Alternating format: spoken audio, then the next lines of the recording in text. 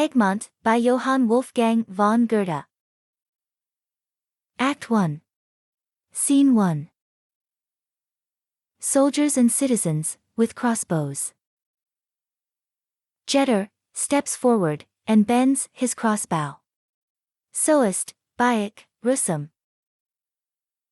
Soest. Come, shoot away, and have done with it. You won't beat me. 3 black rings, you never made such a shot in all your life. And so I'm master for this year. Jetter. Master and king to boot, who envies you? You'll have to pay double reckoning, 'tis only fair you should pay for your dexterity. Bayek. Jetter, I'll buy your shot, share the prize, and treat the company. I have already been here so long, and am a debtor for so many civilities. If I miss, then it shall be as if you had shot. Soest. I ought to have a voice, for in fact I am the loser. No matter. Come, Bayek, shoot away. Bayek shoots. Now, corporal, look out, 1, 2, 3, 4. Soest. 4 rings. So be it.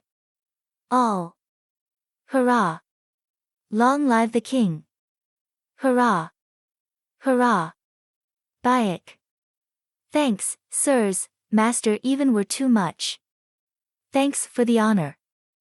Jetter. You have no one to thank but yourself. Russum. Let me tell you. Soest. How now, greybeard? Russum. Let me tell you, he shoots like his master, he shoots like Egmont. Bayek. Compared with him I am only a bungler. He aims with the rifle as no one else does. Not only when he's lucky, or in the vein, no. He levels, and the bull's eye is pierced. I have learned from him. He were indeed a blockhead, who could serve under him and learn nothing, but, sirs, let us not forget. A king maintains his followers, and so, wine here, at the king's charge. Jetter. We have agreed among ourselves that each. Bayek. I am a foreigner, and a king, and care not a jot for your laws and customs. Jetter. Why, you are worse than the Spaniard, who has not yet ventured to meddle with them. Russum. What does he say? Soest, loud to Russum. He wants to treat us, he will not hear of our clubbing together, the king paying only a double share. Russum. Let him. Under protest, however. 'Tis his master's fashion, too, to be munificent, and to let the money flow in a good cause. Wine is brought. All. Here's to his majesty. Hurrah! Jetter, to Buick. That means your majesty, of course. Bayek. My hearty thanks, if it be so. Soest. Assuredly. A Netherlander does not find it easy to drink the health of his Spanish majesty from his heart. Russum. Who? Soest, aloud. Philip II, King of Spain. Russum. Our most gracious king and master. Long life to him. Soest. Did you not like his father, Charles V, better? Russum. God bless him. He was a king indeed. His hand reached over the whole earth, and he was all in all. Yet, when he met you, he'd greet you just as one neighbor greets another, and if you were frightened, he knew so well how to put you at your ease. You understand me, he walked out, rode out, just as it came into his head, with very few followers. We all wept when he resigned the government here to his son. You understand me, he is another sort of man, he's more majestic. Jetter. When he was here, he never appeared in public, except in pomp and royal state. He speaks little, they say. Soest. He is no king for us Netherlanders.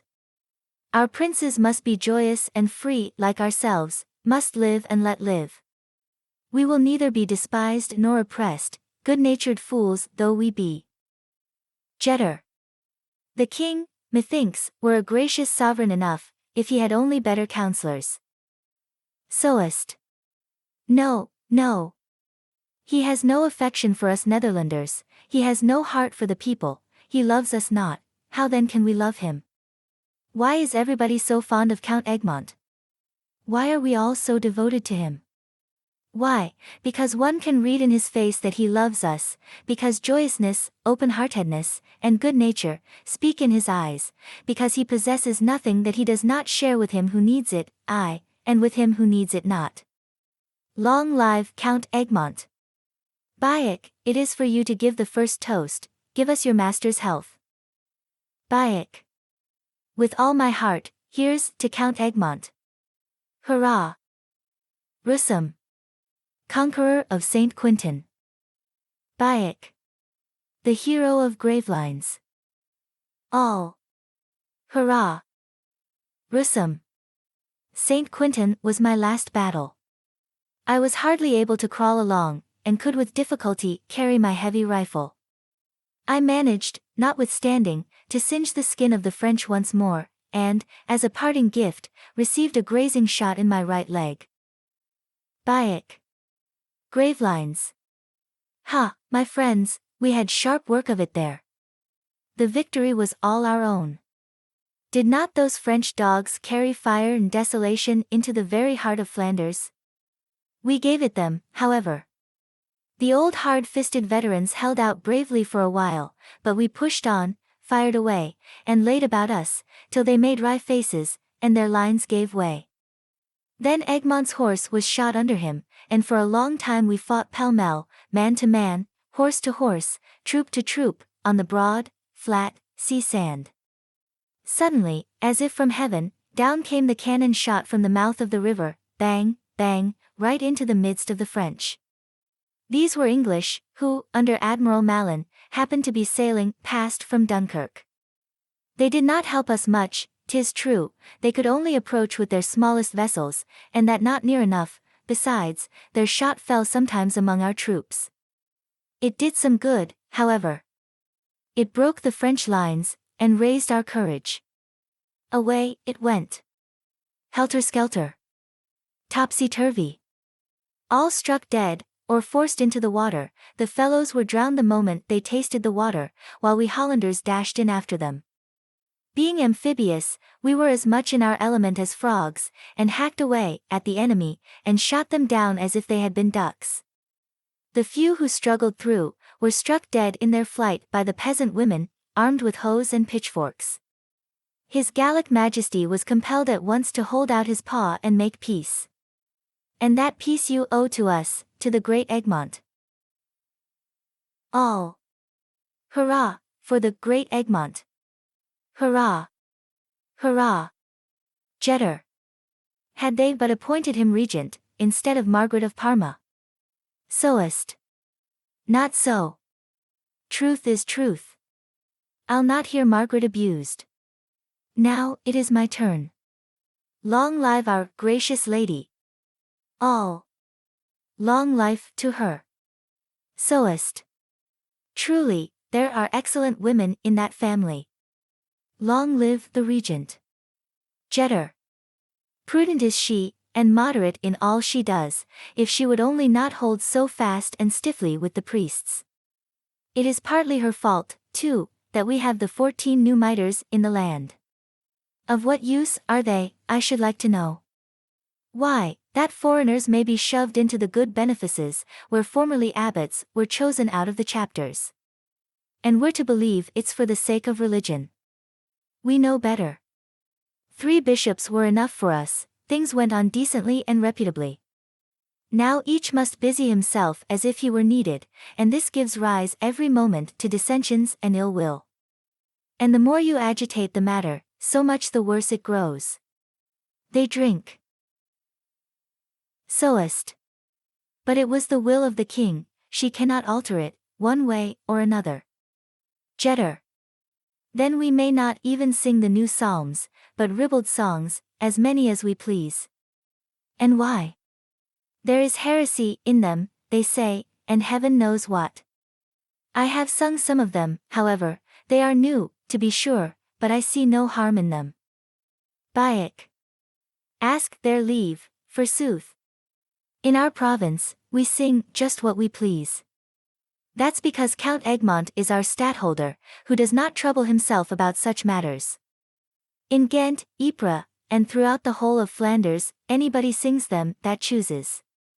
Aloud to Russum. There is nothing more harmless than a spiritual song, is there, father? Russum. What, indeed? It is a godly work, and truly edifying. Jetter. They say, however, that they are not of the right sort, not of their sort, and, since it is dangerous, we had better leave them alone. The officers of the Inquisition are always lurking and spying about, many an honest fellow has already fallen into their clutches.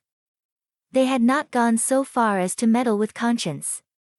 If they will not allow me to do what I like, they might at least let me think and sing as I please. Soest. The Inquisition won't do here. We are not made like the Spaniards, to let our consciences be tyrannized over. The nobles must look to it, and clip its wings betimes. Jetter. It is a great bore. Whenever it comes into their worships' heads to break into my house, and I am sitting there at any work, humming a French psalm, thinking nothing about it, neither good nor bad, singing it just because it is in my throat, forthwith I'm a heretic, and am clapped into prison. Or if I am passing through the country, and stand near a crowd listening to a new preacher, one of those who have come from Germany, instantly I'm called a rebel, and am in danger of losing my head. Have you ever heard one of these preachers? Soest. Brave fellows. Not long ago, I heard one of them preach in a field, before thousands and thousands of people. A different sort of dish he gave us from that of our humdrum preachers, who, from the pulpit, choke their hearers with scraps of Latin. He spoke from his heart, told us how we had till now been led by the nose, how we had been kept in darkness, and how we might procure more light, and he proved it all out of the Bible. Jetter. There may be something in it. I always said as much, and have often pondered over the matter. It has long been running in my head. Bayek. All the people run after them. Soest. No wonder, since they hear both what is good and what is new. Jetter. And what is it all about? Surely they might let every one preach after his own fashion. Bayek. Come, sirs. While you are talking, you forget the wine and the Prince of Orange. Jetter. We must not forget him. He's a very wall of defense. In thinking of him, one fancies that if one could only hide behind him, the devil himself could not get at one. Here's to William of Orange. Hurrah! All. Hurrah! Hurrah! Soest. Now, Greybeard, let's have our toast. Russum. Here's to old soldiers. To all soldiers. War forever. Bayek. Bravo, old fellow. Here's to all soldiers. War forever. Jetter. War. War. Do ye know what ye are shouting about? That it should slip glibly from your tongue is natural enough, but what wretched work it is for us, I have not words to tell you. To be stunned the whole year round by the beating of the drum, to hear of nothing except how one troop marched here, and another there, how they come over this height, and halted near that mill, how many were left dead on this field, and how many on that, how they press forward, and how one wins, and another loses, without being able to comprehend what they are fighting about, how a town is taken, how the citizens are put to the sword, and how it fares with the poor women and innocent children. This is a grief and a trouble, and then one thinks every moment, here they come. It will be our turn next. Soest. Therefore every citizen must be practiced in the use of arms. Jetter. Fine talking, indeed, for him who has a wife and children. And yet I would rather hear of soldiers than see them. Bayek. I might take offense at that. Jetter. It was not intended for you, countrymen. When we got rid of the Spanish garrison, we breathed freely again. Soest. Faith. They pressed on you heavily enough. Jetter. Mind your own business. Soest. They came to sharp quarters with you. Jetter. Hold your tongue. Soest. They drove him out of kitchen, cellar, chamber, and bed. They laugh. Jetter. You are a blockhead. Bayek. Peace, sirs. Must the soldier cry peace? Since you will not hear anything about us, let us have a toast of your own, a citizen's toast. Jetter. We're all ready for that. Safety and peace. Soest. Order and freedom. Bayek. Bravo. That will content us all. They ring their glasses together, and joyously repeat the words, but in such a manner that each utters a different sound, and it becomes a kind of chant. The old man listens, and at length joins in. All. Safety and peace. Order and freedom.